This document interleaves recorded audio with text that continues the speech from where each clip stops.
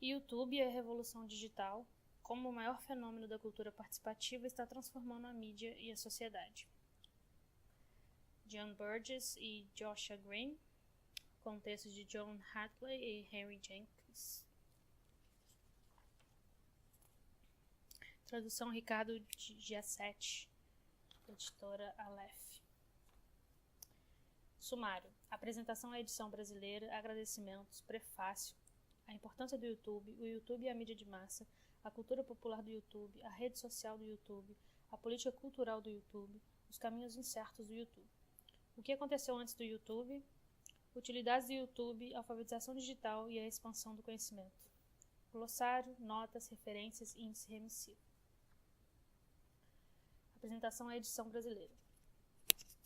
Conciliando pensar e fazer com YouTube ou A Fábrica de Presentes, por Marilson Mota e Suzana Pedrinho. Desde 2005, quantos presentes, entre aspas, vindo do YouTube você recebeu ou enviou? Pare para pensar quais foram os 10 vídeos que você mais gostou nesse tempo todo e quais não veria nunca mais.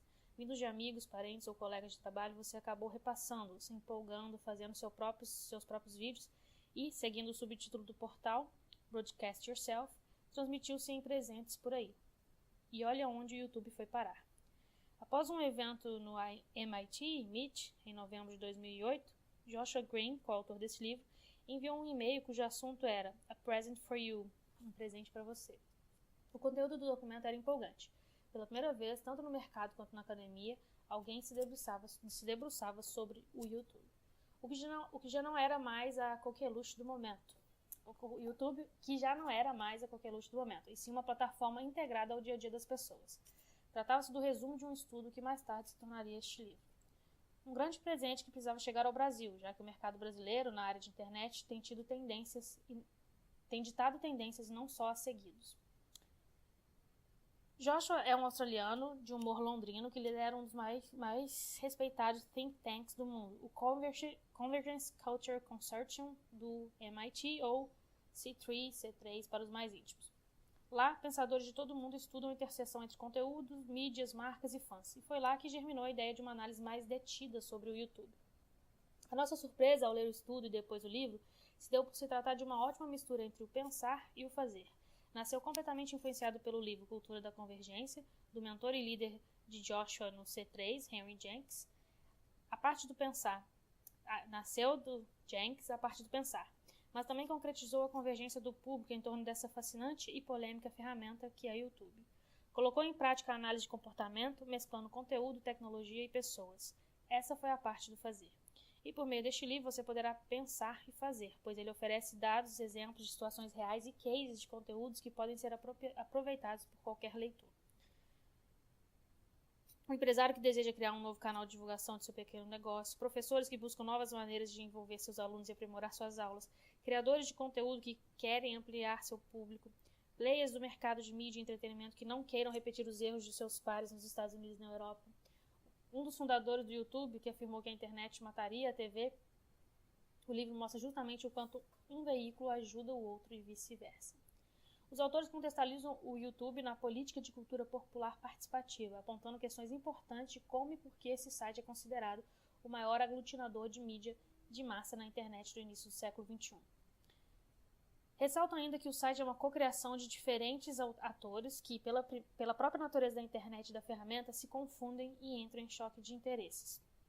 Nessa perspectiva, a desigualdade de participação e a voz desses atores emergem como questões fundamentais à luz das novas mídias, bem como as tentativas de controle de qualidade e conteúdo por parte de anunciantes ou patrocinadores do modelo. As próximas páginas comprovarão plenamente a cultura da convergência. Pessoas de áreas diferentes, tecnologia, mídia, entretenimento, comunidades de fãs, artistas, educadores, trocando e construindo um dos maiores cases de cultura participativa do mundo. Um fenômeno que ainda não justificou seus quase 2 bilhões de dólares quando comprado pela Google, mas que já provou ter mudado para sempre a nossa relação com a propriedade intelectual, o entretenimento e o conteúdo audiovisual. E as questões relativas à propriedade e à privacidade ainda estão aí e não foram esgotadas. O YouTube e todos os portais de vídeo online que o seguiram transformaram definitivamente a nossa maneira de absorver conteúdo. O momento agora não é de aguardar o próximo YouTube, Twitter ou Facebook, mas de descobrir o que essas ferramentas farão daqui para frente e o que podemos fazer com elas. O fascínio da imagem atinge seu ápice quando nós somos a própria mensagem. Talvez por isso o YouTube seja um irresistível local dessa enorme ágora virtual, que, independentemente de seus problemas e formatos, permite a cada um ser a própria mídia, celebridades do nosso cotidiano. Maurício Mota, Chief Storytelling Officer, é cofundador da empresa The Alchemists. Nos últimos 5 anos esteve envolvido em projetos de convergência, inovação e conteúdo para clientes como Danone, Unilever, Nokia, Bradesco, Vivo, Banco Real e Volkswagen. Foi o primeiro latino-americano a participar e palestrar no projeto do Massachusetts Institute of Technology sobre o futuro do entretenimento. É membro do board mundial do Medici Institute de Fomento à Inovação, nascido em estudo sobre o renascimento desenvolvido em Harvard.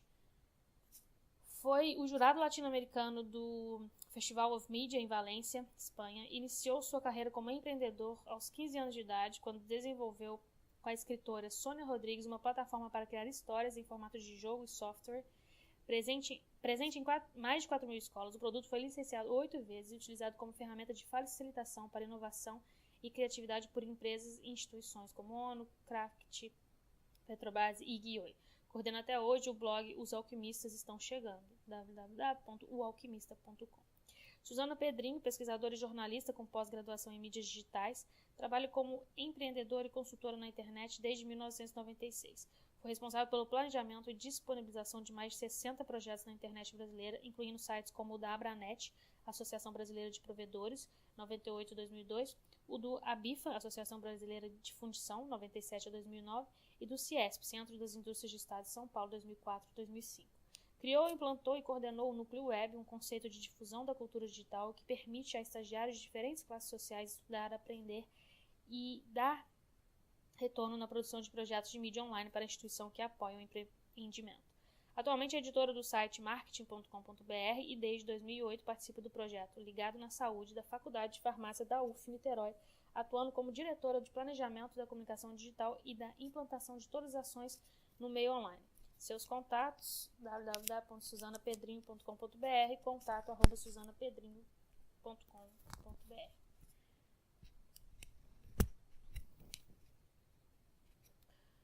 Agradecimentos. Hoje em dia é comum reconhecer que os livros acadêmicos são produzidos a partir de um esforço coletivo mais do que por mérito individual. Mas neste caso isso é especialmente verdade. Este livro não é somente o resultado da colaboração entre autores, é também o resultado de uma longa e frutífera parceria entre duas instituições em lados opostos do planeta. A Queensland University of Technology, em Brisbane, Austrália, e o Massachusetts Institute of Technology, em Boston, Estados Unidos. O projeto de pesquisa que originou este livro teve o apoio do ARC, Center of Excellence for Creative Industries and Innovation, e da Creative Industries Faculty, e do programa in Comparative Media Studies, do MIT, enfim. Além disso, algumas das informações que usamos no decorrer deste livro foram reunidas a partir de um projeto concluído pelo Convergence Culture Consortium, Consórcio de Cultura da Convergência. O consórcio é uma parceria entre o CMS, a MTV Networks, o Yahoo, a Turner Broadcasting, a Fidelity Investments e a GDSIM e a Idea City, Idea City. Nossos agradecimentos especiais aos programadores que trabalharam conosco na pesquisa de dados: Sam Ford, Leonard Baird, Lauren Silberman, Xiaoshang Li, Anna Dom Krauskopf e Ellie Koger. Somos gratos não apenas pela seriedade no trabalho, mas também por seu envolvimento intelectual e suas contribuições inspiradas ao projeto. Agradecemos a Rick Eberhard, da CMS, pela ajuda na coleta e gerenciamento de dados, Jamie Burton pela assistência editorial de última hora, e Paul Brand por sua assistência na pesquisa como parte de sua bolsa de férias para experiência em pesquisa pela Creative Industries Faculty na QUT.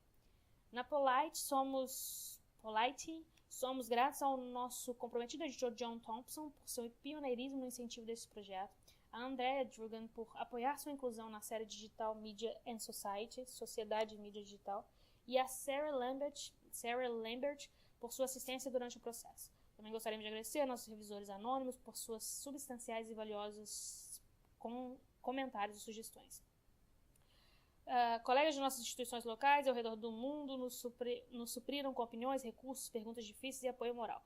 Nossos agradecimentos vão para John Banks, Trine Bjorkman, Barry Berry, Sarah Brolett, Kate Crawford, Stuart Cunningham, Mark Dell, Sam Ford, Anne Galloway, Melissa Gregg, Jared Goggin, Jonathan Gray, Greg Hearn, Helen Clay, Keely Jarrett, Robert Koznetz, Patricia Lange, Jason Potts, Alice Robson, Christina Surpedian e Graham Turner. Finalmente temos uma grande dívida com nossos coautores e mentores, Henry Jenkins e John Hartley, que não só contribuíram generosamente com suas ideias e energia, mas também nos encorajaram e apoiaram na busca pela colaboração necessária na pesquisa e que originou este livro. Josh gostaria de agradecer a seus pais, amigos e a Alison Permer por seu apoio e por perdoar suas ausências.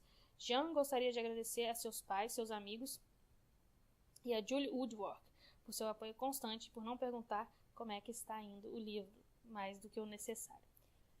Prefácio. Quer você o ame, quer você o odeie, o YouTube agora faz parte do cenário da mídia de massa e é uma força a ser levada em consideração no contexto da cultura popular contemporânea. Embora não seja o único site de compartilhamento de vídeos da internet, a rápida ascensão do YouTube, sua ampla variedade de conteúdo e sua projeção pública no Ocidente, entre os falantes de língua inglesa, o tornam bastante útil para a compreensão das relações ainda em evolução entre as novas tecnologias de mídia, as indústrias criativas e as políticas da cultura popular. O objetivo deste livro é trabalhar algumas das ideias muitas vezes contraditórias sobre o que é o YouTube e se ele será útil ou não no futuro. O valor do site para que o YouTube se mostrou útil até agora é co-criado pela YouTube Inc., agora de propriedade do Google, pelos usuários que fazem upload de conteúdo para o site e pela audiência atraída por esse conteúdo. Os colaboradores constituem um grupo diversificado de participantes, de grandes produtores de mídias e detentores de direitos autorais, como canais de televisão, empresas esportivas e grandes anunciadores, a pequenas e médias empresas em busca de meios de distribuição mais baratos ou de alternativas aos sistemas de vinculação de massa, instituições culturais, artistas, ativistas, fãs letrados de mídias, leigos e produtores amadores de conteúdo. Cada um desses participantes chega ao YouTube com seus propósitos e objetivos e o modelam coletivamente como um sistema cultural dinâmico. O YouTube é um site de cultura participativa. O fato de o YouTube ser uma cocriação nem sempre é evidente para o YouTube Inc., ou seja, para os participantes que atuam em seu sistema. Na verdade, como discutiremos ao longo do livro, muitos desses diferentes participantes se envolvem com o YouTube como se o site fosse um espaço planejado especificamente para eles, e que, portanto, deve atender aos seus interesses particulares, muitas vezes sem reconhecerem o papel desempenhado por outros. Essa é a fonte de muitos dos atuais conflitos sobre o modo como o YouTube, na posição de site de cultura participativa, deve seguir seu caminho evolutivo. Nos capítulos a seguir, analisaremos as origens do YouTube e a pré-história dos debates que o cercam, contextualizando-os no âmbito das políticas da cultura popular, especialmente em relação ao surgimento de uma nova mídia. Desenvolvendo uma análise sobre o conteúdo mais popular do site, descobrimos algumas das maneiras de utilização do YouTube, instalando essa discussão para gerar uma reflexão sobre as implicações das práticas da participação cultural que se desenvolve ali, e suas relações com os debates de longa data sobre o espaço da mídia na vida cotidiana. Transpondo capacidade das tecnologias digitais e seu potencial de viabilização de uma participação cultural ativa, o YouTube também nos apresenta uma oportunidade de confrontar alguns dos maiores problemas da cultura participativa, a disparidade de participação e de expressão, as aparentes tensões entre interesses comerciais e o bem comum, e a contestação da ética e das normas sociais que ocorre quando sistemas de crenças, interesses e diferenças culturais entram em conflito. Nos capítulos finais, concentraremos-nos em alguns dos mais importantes e atuais debates acerca das indústrias criativas, da nova mídia e da nova economia, inovações geradas por usuários, produção amadora e questões trabalhistas, as aparentes tensões entre a conectividade global e os monopólios comerciais e as definições da alfabetização na nova mídia. No final do livro, há dois ensaios especialmente encomendados, um de Henry Jenkins e outro de John Hartley.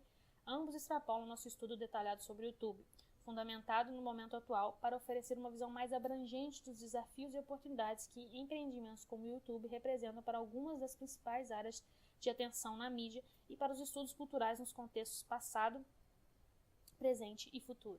Jenkins nos convida a relembrar a pré-história do YouTube, muitas vezes subestimada, calcada em minorias, ativismo e mídia alternativa, para que possamos entender melhor o potencial e os limites do YouTube como plataforma de diversidade cultural. O capítulo final de John Hartley desdobra uma rede ainda mais ampla, situando o YouTube na história da mídia de longue durée, na alfabetização popular e junto ao público. Ele aborda a questão da capacidade de extensão na qual a expressão autônoma criada por usuários é capaz de ser extrapolada, para contribuir com o surgimento de uma esfera de cultura pública mais inclusiva e com o aumento do conhecimento. Capítulo 1. A importância do YouTube.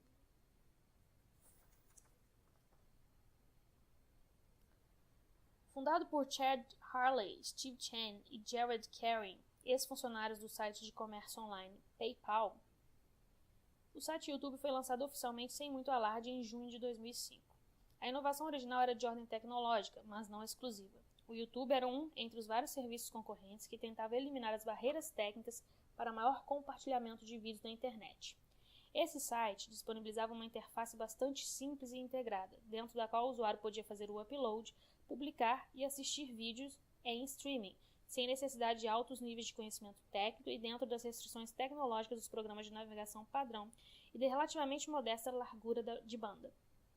O YouTube não estabeleceu limites para o número de vídeos que cada usuário poderia colocar online via upload. Ofereceu funções básicas de comunidade, tais como a possibilidade de se conectar a outros usuários como amigos e gerava URLs e código HTML que permitiam que os vídeos pudessem ser facilmente incorporados em outros sites. Um diferencial que se aproveitava da recente introdução de tecnologias de blogging acessíveis ao grande público.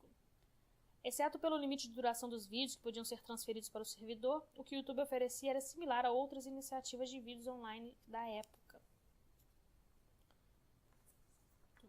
A nota 1.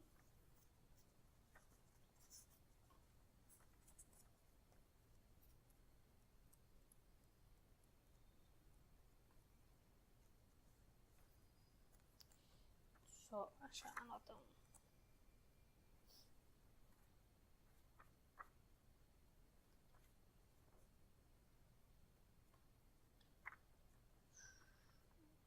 Tá, notas, né? Nota 1. Uma análise da cultura do vídeo online no ano 2005 está disponível no bloco de cultura tecnológica techcrunch.com. A maioria das versões da história do YouTube se encaixa no mito dos empreendedores de garagem do Vale do Silício, nos quais a inovação tecnológica e comercial brota de jovens visionários trabalhando fora das empresas já sedimentadas, e nos quais emerge uma história de sucesso multibilionário a partir de origens humildes em um escritório com uma placa de papelão na porta no andar de cima de uma pizzaria, Alisson 2006. Nessa história, o momento de sucesso chegou em outubro de 2006, quando o Google pagou 1,65 bilhão de dólares pelo YouTube. Nota 2. A News Corporation, que havia comprado o MySpace no ano anterior, era apontada como uma das concorrentes na compra. Em novembro de 2007, ele já era o site de entretenimento mais popular do Reino Unido, com o site da BBC ficando em segundo. Nota 3, de acordo com o boletim jornalístico da Nielsen, disponível em nielsenitratings.com. No começo de 2008, de acordo com vários serviços de mediação de tráfego da web, já figurava de maneira consistente entre os 10 sites mais visitados do mundo. Nota 4, ao menos de acordo com a informação do Alexa.com e da Nielsen. Em abril de 2008, o YouTube já hospedava algo em torno de 85 milhões de vídeos, um número que representava um aumento 10 vezes maior em comparação ao ano anterior, e continua a crescer exponencialmente. Nota 5, esse número foi obtido ao se usar um caractere coringa no mecanismo de busca do YouTube, utilizando a expressão universal asterisco.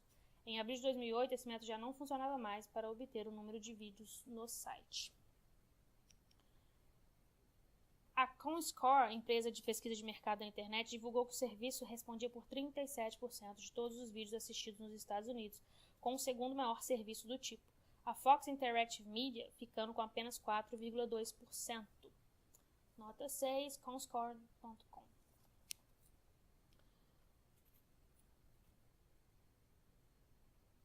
Como uma comunidade de conteúdo gerado por usuários, seu tamanho gigantesco e sua popularidade entre as massas eram sem precedentes. Como isso aconteceu? Há 3 versões diferentes sobre o despontar da popularidade do YouTube entre as massas.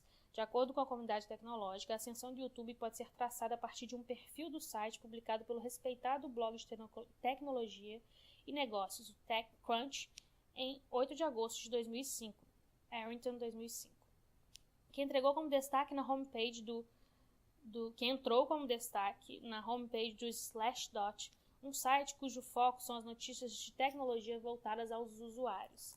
Nota 7, slashdot.org. Esse site de notícias para nerds, esse site de, entre aspas, notícias para nerds, tanto criticou prontamente a arquitetura tecnológica do YouTube, como colocou em suas listas de sites que mereciam atenção.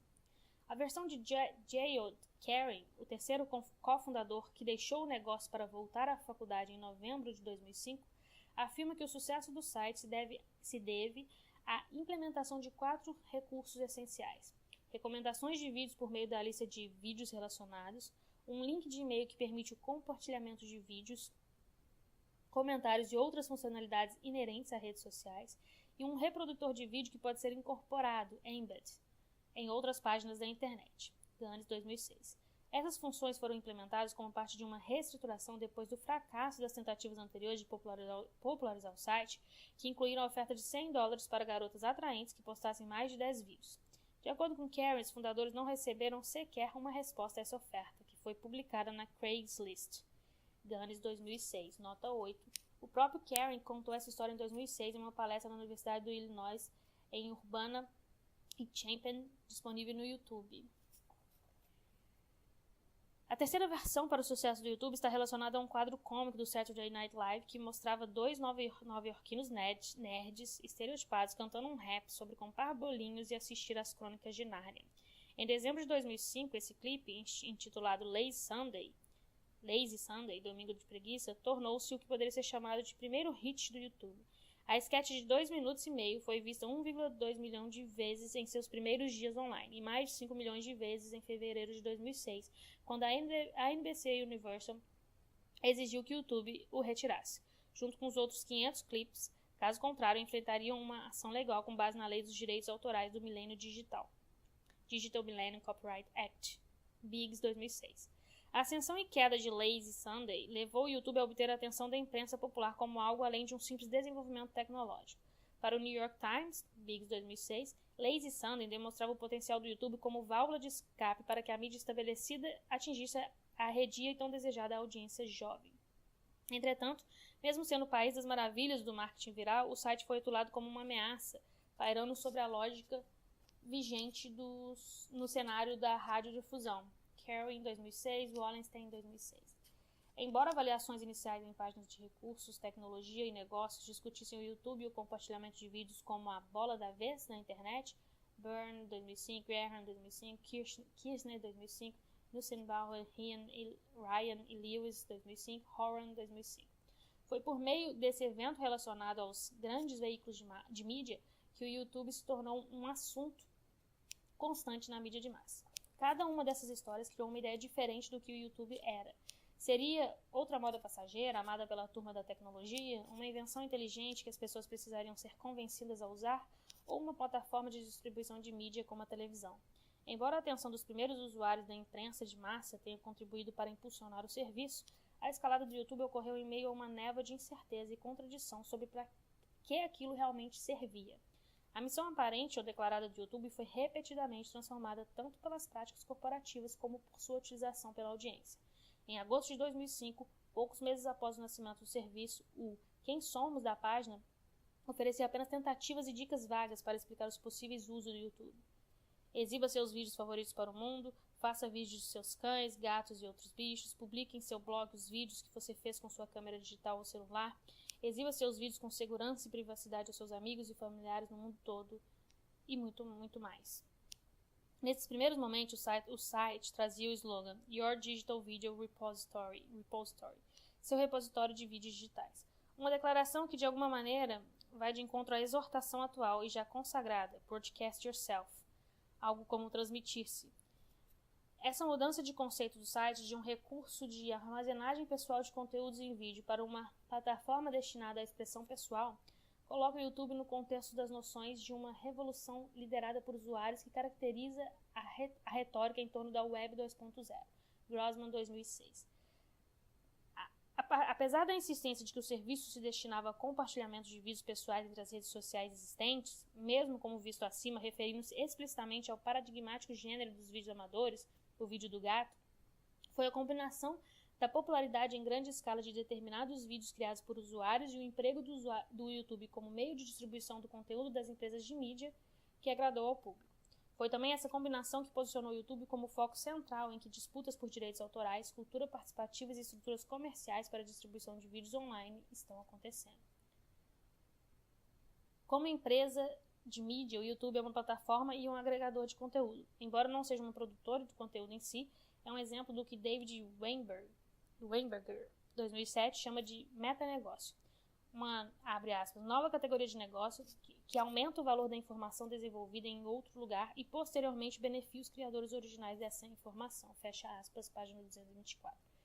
O exemplo de Weinberger inclui a loja do iTunes da Apple, que obtém seus lucros a partir de vendas de músicas, mas que não produz música como fazem os selos de gravadoras, que arcam com os custos da descoberta de talentos e da produção das músicas. Em vez disso, o iTunes torna as informações relacionadas à música mais, abre aspas, fáceis de procurar, de achar e de usar, fecha aspas, página 225. Dessa maneira, o YouTube desempenha uma função para os produtores de vídeo, atraindo atenção para o conteúdo, ao mesmo tempo em que oferece uma participação em dinheiro nas vendas de anúncios no site. Pela mesma lógica, o YouTube na realidade não está no negócio de vídeo, seu negócio é, mais precisamente, a disponibilização de uma plataforma conveniente e funcional para o compartilhamento de vídeos online. Os usuários, alguns deles parceiros de conteúdo premium, fornecem o conteúdo que, por sua vez, atrai novos participantes e novas audiências.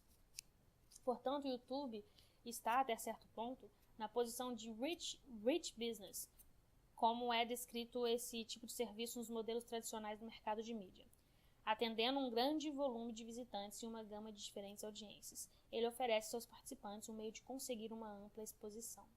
Mas a afirmação de Karen de que o sucesso do site tem sua origem nas 4 funcionalidades-chave que permitiram o compartilhamento de mídia é muito reveladora sobre o sucesso gerado pelo serviço. Embora eventualmente viesse a buscar acordos de distribuição de conteúdo premium e de acordo com a demanda, um programa de acesso multilayer que possibilitasse aos usuários assinantes fazer o upload de vídeos mais longos, o YouTube sempre direcionou seus serviços para o compartilhamento de conteúdo, incluindo o compartilhamento de conteúdo comum e amador, em vez de disponibilizar vídeos em alta qualidade. Nota 9. O primeiro vídeo que foi transferido para o serviço, humildemente intitulado Me at the Zoo, estrelava o próprio Karen. Esse vídeo ainda está disponível no link www.youtube.com/watch_jnqxac9ivrw. As práticas comerciais do YouTube têm se mostrado particularmente controversas, tanto em relação aos velhos meios de comunicação como junto a alguns dos membros mais ativos de sua rede social. Embora alguns dos mais importantes nomes da produção de conteúdo, grandes produtores de mídias e detentores de direitos autorais, como os grupos de Warner e Universal Music, tenham assinado acordos de participação em venda de publicidade com o YouTube, nota 10, 2 links longos aqui do YouTube. Outros gigantes, como o conglomerado estadunidense Viacom, rejeitaram esses acordos, argumentando que o serviço induz a violação de direitos autorais e lucra com essa atitude. Health 2008. Muitas dessas empresas parecem desconfortáveis com seus papéis de meros participantes em um espaço no qual não exercem controle absoluto sobre a distribuição e a circulação de seus produtos culturais. Ao mesmo tempo, alguns dos membros mais ativos da rede social do YouTube expressaram desconforto com a intromissão de personagens corporativos em um espaço que consideram gerido pela comunidade. O desconforto mútuo dos interesses corporativos e dos participantes da comunidade aponta para uma incerteza associada ao significado e aos usos do YouTube.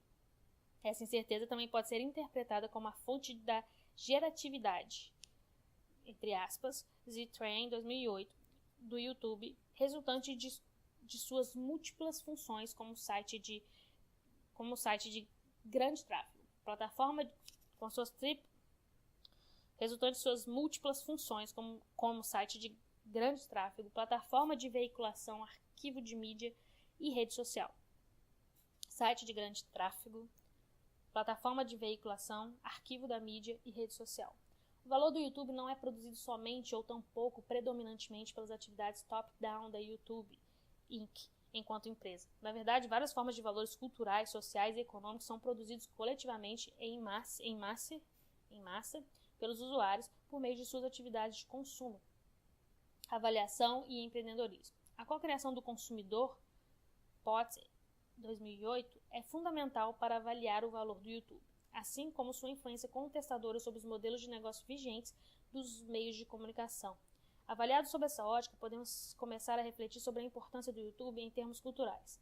Para o YouTube, a cultura participativa não é somente um artifício ou um adereço secundário, é sem dúvida seu principal negócio. Entendendo o YouTube.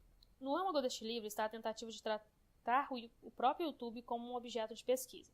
Escrevendo sobre os desafios metodológicos de decifrar a televisão quase 2 décadas atrás, Stephen Haff a descreveu como, citação, um objeto um tanto quanto difícil, instável, desorganizado, com uma tendência irônica de se esquivar de tudo o que dizemos sobre ela, dada a velocidade de suas mudanças tecnológicas, econômicas e programáticas, seu fluxo interminável de sons e imagens e a qualidade sempre efêmera de seu presente, sua mesmice quantitativa que constitui a própria qualidade desse meio dia após dia.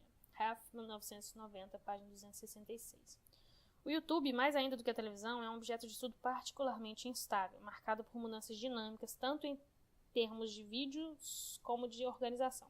Diversidade de conteúdos que caminham em um ritmo diferente do televisivo, mas que, da mesma maneira, escoa por meio do serviço e às vezes desaparece de vista. E uma frequência cotidiana análoga, ou mesmice. Há ainda a complicação adicional de sua dupla função, como plataforma top-down, de distribuição de cultura popular, e como plataforma bottom-up, de criatividade vernacular. É entendido de vários modos, como plataforma de distribuição que pode popularizar em muitos produtos da mídia comercial, desafiando o alcance promocional que a mídia de massa está acostumada a monopolizar, e ao mesmo tempo como uma plataforma para conteúdos criados por usuários, na qual desafios à cultura comercial popular podem surgir, sejam eles serviços de notícias criados por usuários ou formas genéricas, como o vlogging, que por sua vez podem ser assimiladas e exploradas pela indústria de mídia tradicional. Por não haver ainda uma compreensão compartilhada da cultura típica do YouTube, toda abordagem acadêmica que busca entender como o YouTube funciona precisa escolher entre essas interpretações e, na realidade, cada vez recriando-o como um objeto diferente. Nesse estágio inicial de pesquisa, cada estudo sobre o YouTube nos proporciona diferentes noções do que o YouTube realmente é. A vontade de contribuir para a compreensão de como o YouTube funciona enquanto site de cultura participativa também exige que tratemos da especialidade da escala, o que apresenta desafios epistemológicos e metodológicos para as áreas de ciências humanas e sociais. Os métodos de estudos de cultura e de mídia e de antropologia são particularmente adeptos da análise detalhada e amplamente contextualizada dos elementos locais e específicos, fazendo com que essa análise detalhada dialogue com o contexto, guiada pela teoria cultural e a ela subordinada. O trabalho executado ao longo deste livro se baseou nessa abordagem, mas uma escala no nível representado pelo YouTube testa os limites do poder de dissertação de nossas estimativas mais embasadas ou pessoais. Na posição de pesquisadores de estudos culturais, se determinarmos desde o início que estamos interessados em explorar os vídeos da cultura de remixagem, ou dos fãs de música, ou dos vídeos de podolatria, ou programas de TV de culinária corriqueira, ou quaisquer dos outros usos segmentados do YouTube, certamente encontraríamos exemplos suficientes entre os mais de 85 milhões, e aumentando, de vídeos atualmente disponíveis no arquivo do YouTube, embora talvez não encontrássemos tantos quanto estaríamos esperando. O desafio que nos propusemos neste livro é o de superar o patamar dos exemplos e temas específicos e obter uma perspectiva do YouTube enquanto sistema cultural intermediário. Talvez de modo previsível, as abordagens que tentam descrever o YouTube como um sistema têm, até o momento, se restringido ao nicho concreto da ciência social, geralmente a ciência da computação e informática, empregando ferramentas metodológicas como análise de redes sociais. Chaet, 2007, Gill, 2007, Gill. Esses estudos são usados, por exemplo, para revelar padrões de conteúdo, explorar os ciclos de vida da popularidade de vídeos no site e mapear os padrões de comportamento dos usuários com base nos rastros que deixam atrás de si. Tais abordagens se baseiam de modo expressivo nos recursos mais óbvios e acessíveis da arquitetura de informação do próprio site, preferindo quantidade em detrimento de gradações e complexidade. Por exemplo, análises de hiperlinks podem ser usadas efetivamente para mapear padrões de larga escala em relações entre vídeos ou usuários, mas somente se essas conexões forem, entre aspas, concretizadas como hiperlinks. Este tipo de análise perde as inúmeras conexões e conflitos sociais entre os participantes da comunidade do YouTube, criados por meio do conteúdo dos vídeos. Grande parte dessa gigantesca pesquisa computadorizada também tende a confiar no próprio sistema de classificação de palavras-chave do YouTube, que permite aos que fazem uploads escrever e classificar seus vídeos por conteúdo, tema e estilo. As opções limitadas de categorias que o YouTube disponibiliza, com títulos como bichinhos e animais, pet and animals, e carros e veículos, car and vehicles. Na melhor das hipóteses, oferecem uma estrutura bastante genérica para a organização de conteúdo no site, além de ser uma estrutura imposta pelo design, em vez de surgida de maneira orgânica por meio da prática coletiva. Elas são necessariamente amplas e incapazes de armazenar informação suficiente sobre os vídeos em si. Dizem-nos pouca coisa útil sobre gêneros, estética ou os tipos de comunicação a eles associados. Da mesma maneira, o uso estratégico da funcionalidade de marcação com palavras-chave oferecida pelo site, no qual as pessoas que fazem o upload aplicam tags e títulos populares, mas imprecisos ao conteúdo, e marcam os vídeos como sugestões de respostas a vídeos populares, mas de conteúdo não relacionado, para aumentar as chances de que seu vídeo seja mais assistido, acabam tornando as análises que se baseiam principalmente nesses dados problemáticas.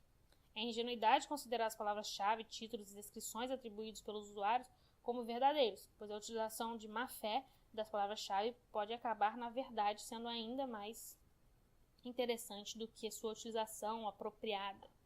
Do outro lado do espectro metodológico, os 2 anos de estudo em etnografia de Patrícia Lange, junto à comunidade do YouTube, produziram uma série de constatações importantes sobre o funcionamento do YouTube como site de rede social para alguns participantes, bem como sobre a rica simplicidade das práticas comunicativas que acontecem por lá. Acima de tudo, seu trabalho insiste em nos lembrar da necessidade de considerar de maneira completa a experiência vivenciada e a materialidade da prática cultural cotidiana. Esse trabalho é importante porque nos impele a pensar sobre os usos do YouTube, como parte do cotidiano das pessoas reais e como parte dos variados meios de comunicação que todos experimentamos em nossas vidas, e não como sendo um depósito de conteúdo intangível. Assim como milhões de outras pessoas, nós mesmos usamos o YouTube desse modo. Assistimos vídeos depois que os encontramos por acaso em blogs ou clicamos nos links enviados por amigos para nossos e-mails, passando-os adiante para outros. Temos nossos próprios canais no YouTube e até mesmo gravamos e ou fazemos upload de um vídeo para contribuir com o arquivo em crescimento do material disponível ali. Mas, embora o livro se beneficie imensamente das conclusões do trabalho etnográfico sobre o YouTube, não fizemos nenhuma pesquisa etnográfica. Uma investigação dessa natureza teria nos levado em uma direção diferente, esclarecendo mais sobre como o YouTube atua como parte de uma experiência vivenciada por nossos participantes pesquisados, do que sobre o YouTube como sistema de mídia estruturado e em evolução no contexto social e econômico de uma mudança mais ampla nos meios de comunicação e na tecnologia. Além disso, a abordagem etnográfica tende a enfatizar a importância dos aspectos de estabelecimento de rede social do YouTube e, portanto, tende a concentrar-se em usuários individuais que atuam fora do sistema comercial de mídia. Ver, por exemplo, Lange 2007 e 2007b. Em seu trabalho sobre a comunidade do YouTube, Lange 2007a desenvolve uma tipologia que decompõe a ideia de um usuário eventual único e problematiza de maneira bastante útil o modo como podemos entender a participação do YouTube. Mas, inevitavelmente, essa tipologia exclui os participantes do YouTube que podem fazer uso do site pela sua capacidade promocional e não por seus aspectos de relacionamento social. Um grupo que incluiria produtores profissionais de mídia e marcas, grandes e pequenas. Na tentativa de encontrar um meio termo entre análises quantitativas em larga escala e a natureza precisa dos métodos qualitativos, combinamos a leitura atenta de estudos sobre mídia e cultura a um levantamento de 4.320 vídeos classificados como mais populares do site em um momento específico, reunidos entre agosto e novembro de 2007. Como pesquisadores da área de ciências humanas, essa pesquisa do conteúdo proporcionou um meio de organizar um volume relativamente grande de matéria-prima sem a necessidade de selecioná-la antecipadamente, permitindo que pudéssemos identificar padrões no material de amostra, bem como apurar fragmentos de textos individuais usando métodos qualitativos aos quais estamos mais familiarizados. Essa estratégia foi bastante útil ao longo de todo o livro para fins de identificação de controvérsias e mapeamento de características estéticas em determinadas formas culturais. Isso nos deu uma ideia da forma e do escopo da cultura típica do YouTube, levantando algumas novas questões sobre como devemos encarar o popular no contexto da cultura participativa, e forneceu algumas novas ferramentas conceituais em nossa jornada da ignorância à incerteza, Matthews 2008.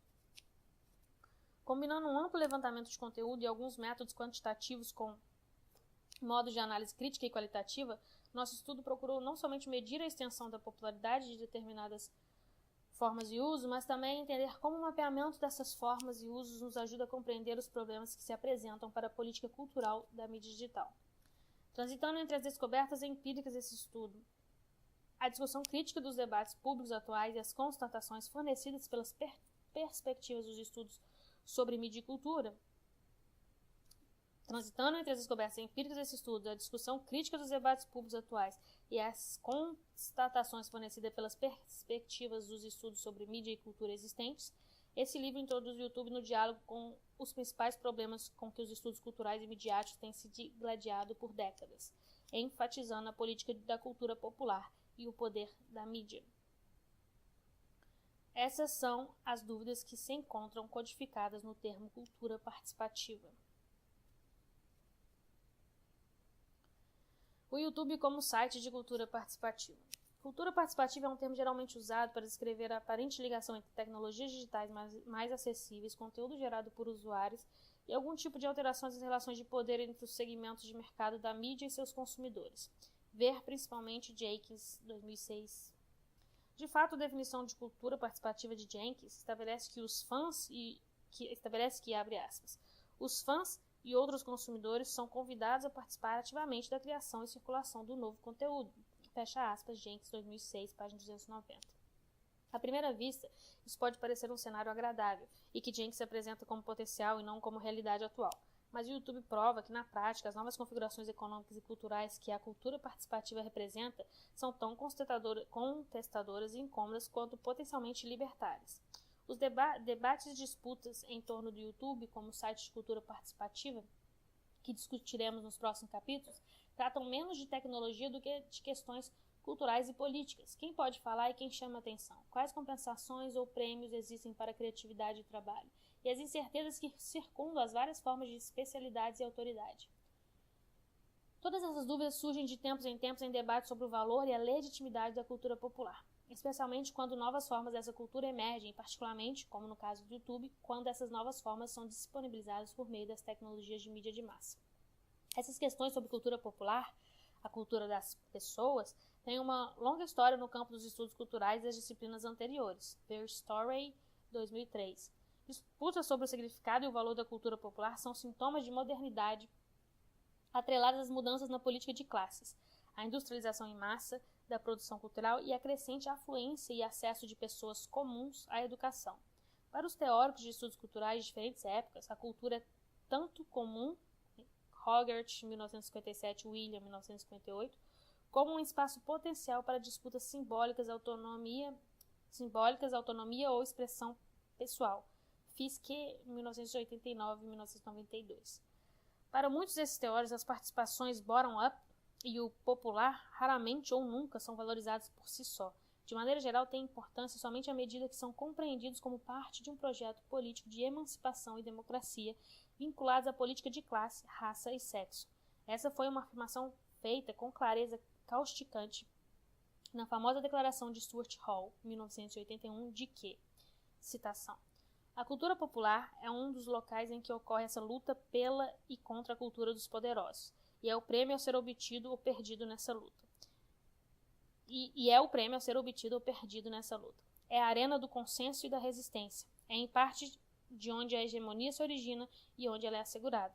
Não é uma esfera na qual o socialismo ou uma cultura socialista já completamente formada possa ser simplesmente expressada, mas é um dos lugares onde o socialismo pode ser constituído. É por isso que a cultura popular é tão importante. Por outro lado, para ser sincero, não dou a mínima para isso. Hall, 1981, página 239. Essas longas disputas sobre as políticas do popular na modernidade deixaram um legado nas definições divergentes de cultura popular em vigência nos dias de hoje. Por um lado, a cultura popular é comumente associada, muitas vezes de maneira pejorativa, como comércio de massa, cultura de consumo, aos reality shows, shopping centers, fofocas de celebridades, o top 40 e os jogos de computador. De acordo com essa definição, a cultura popular se distingue da alta cultura por meio de suas condições de produção e o consumo dentro do capitalismo, assim como por sua estética e identidades correspondentes. Um outro modo de ver a cultura das pessoas é como uma cultura autenticamente doméstica, parte das duradouras tradições da cultura folclórica, distintas tanto da alta cultura, a ópera de Paris, como da cultura de massa comercial, Paris Hilton, e outros. O desejo residual por uma cultura folclórica contemporânea que serviu de base para a contracultura da costa oeste, posteriormente se vinculou à tecnocultura e ao individualismo norte-americano para produzir a utopia digital, F. Turner, 2006, que emerge repetidamente como parte da ideologia do it yourself, ou faça você mesmo. Da cultura participativa, da valorização da mídia amadora e comunitária e das ideias otimistas sobre a democratização da produção cultural. Veja Benkler, 2006, página 274-8 e Jenkins, 2006, página 135-7. Ambas as definições de popularidade das políticas que as acompanham afloram nos discursos sobre o YouTube. Na década de 1990, a produção dos fãs foi apontada como uma recuperação dessas duas versões do popular. Estudos culturais a usaram como evidência de que pelo menos uma parte da audiência, mesmo para meios de comunicação de massa, como a televisão comercial, era ativa e não passiva e simplesmente agia em reação. Fiske, 1992, Jenkins, 1992. Estudos das culturas de fãs provaram que, entre aspas, algumas audiências eram criativas, participando de campos legítimos da produção cultural em uma relação simbiótica e, por vezes, instável, com a grande mídia, que se intitula autor original dos textos, personagens e mundos ficcionais inventados pelos fãs para satisfação própria. Permeando esses estudos sobre fãs está um compromisso com a ideia da vida cotidiana como um espaço potencial para a resistência criativa, em grande parte emprestada de teóricos da vida cotidiana, como Michel Desserteux, 1984, e vinculada a uma política feminista da cultura popular. Dando continuidade a essa tradição, grande parte do trabalho sobre a cultura popular online atual tem se concentrado em comunidades de fãs e suas práticas criativas. Ver, por exemplo, Hellickson e Busser, editores, 2006. E nos grupos de fãs que são frequentemente representados como focos de resistência ao capitalismo, que ao mesmo tempo estão sempre correndo o risco de serem capturados ou calados pelos interesses corporativos, com Salvo, 2003. Entretanto, o crescimento exponencial de formas mais triviais e anteriormente privadas de, entre aspas, criatividade vernacular, como parte da cultura pública, Burgess, 2007, como fica evidente pelo crescimento das redes sociais online, blogs, compartilhamento de fotos e videoblogagem, a incorporação de conteúdo gerado por usuários na lógica de serviços de vinculação públicos, até mesmo na mais recente concessão da BBC, os novos modelos de negócio associados ao Web 2.0 que dependem de conteúdo e inovações gerados por usuários, O'Reilly, 2005, e as tentativas de marcas comerciais de produzirem de modo artificial o envolvimento bottom-up por meio de marketing viral, Spurgeon, 2008, demonstra que há um, entre aspas, revés participativo mais amplo em andamento, de modo que essas duas definições de popularidade estão convergindo. A criatividade cotidiana não é mais trivial ou extremamente autêntica, mas sim ocupa uma posição chave nas discussões dos mercados de produção de mídia e seu futuro no contexto da cultura digital. Ver, por exemplo, OECD 2007. O consumo não é mais visto necessariamente como o ponto final da cadeia de produção, e sim como um espaço dinâmico de inovação e crescimento em si. Bruns, 2007, Potts, 2008. Isso se estende às práticas dos consumidores de mídia ou audiências, ver Hartley, 2004, Greens e Jenkins, 2009. Ademais, as práticas das comunidades de fãs estão sendo cada vez mais incorporadas à lógica dos mercados de produção de mídia, Green e Jenkins, 2009. Jenkins, 2006, página 144-9, Johnson, 2007, Murray, 2004, Sheffrin, 2004. De modo crescente, narrativas mais sofisticadas que recompensam a atenção dispensada e que exigem a repetição do mesmo vídeo várias vezes, típicas dos grupos de fãs, estão se tornando mais comuns. Mitchell, 2006, Jenkins, 2006. E as práticas de compromisso, atenção e muitas vezes de produção dos fãs fornecem modelos para o comportamento desejado de audiências e consumidores em uma gama maior de aplicações. Gray, Sandvoss e Harrington, 2008. Em The Wealth of Networks, A Riqueza das Redes, o entusiasmo de Yochai Benkler, 2006, em relação às possibilidades de produção das novas redes sociais, se baseia em uma hipotética oposição entre a cultura folclórica pré-industrial e a alienação da cultura popular de massa do século XX, que ele afirma desbancou o folclore e transformou indivíduos e comunidades de coprodutores e replicadores em consumidores passivos. Mencken, 2006, página 296. À luz da convergência entre a cultura popular comercial e a participação comunitária que o YouTube representa, essa alegação de que o aparecimento da cultura produzida por iguais representa um renascimento da cultura folclórica descreve uma divisão demasiado simplista entre a cultura das pessoas e a cultura dos mercados de produção de mídia de massa. O YouTube é utilizado de várias maneiras diferentes por cidadãos consumidores, por meio de um modelo híbrido de envolvimento com a cultura popular. Parte produção amadora, parte consumo criativo. Do ponto de vista da audiência, é uma plataforma que fornece acesso à cultura ou uma plataforma do ponto de vista da audiência, é uma plataforma que fornece acesso à cultura ou uma plataforma que permite aos seus consumidores atuar como produtores. Essa amplitude é a fonte da diversidade e alcance do YouTube, assim como a causa de muitos choques entre o controle top-down e a emergência bottom-up, que produz sua política. O YouTube tem seu lugar dentro da longa história do futuro incerto das mudanças da mídia, das políticas de participação cultural e do crescimento do conhecimento. Claramente, é tanto um sintoma como um agente das transições culturais e econômicas que estão, de alguma maneira, atreladas às tecnologias digitais, à internet e à participação mais direta dos consumidores. Mas é importante ser cuidadoso em relação às afirmações que são feitas sobre o status histórico dessas transições. Assim como os jogos online capazes de suportar grande número de jogadores, Massive Multiplayer Online Games, o YouTube ilustra as relações cada vez mais complexas entre produtores e consumidores na criação do significado, valor e atuação. Não há dúvidas de que se trata de um site de ruptura cultural e econômica.